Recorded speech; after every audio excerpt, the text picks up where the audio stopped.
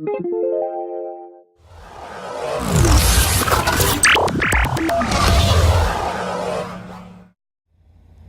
morning, my name is Jeremiah Shaver and I'm a multimedia reporter with the Jackson County Times-Journal. It is Monday, February 3rd, 2014. It's about 8:15 a.m. on Monday morning, and our good old friend the groundhog was correct on yesterday's prediction of 6 more weeks of winter. Late last night, as the snow began to fall, Jackson County Sheriff Ted Frazier issued a Level 2 snow emergency for Jackson County. A Level 2 means that roadways are hazardous and motorists should use extreme caution.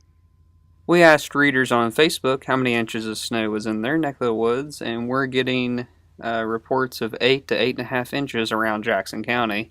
This clip is at my house. I live in Gaia County, and I'm just outside of the Jackson County line, and I had 7 inches at my house. To stay up to date with the latest closings, delays, and postponements, visit jacksoncountydaily.com or head over to our Facebook page at the Jackson County Times-Journal.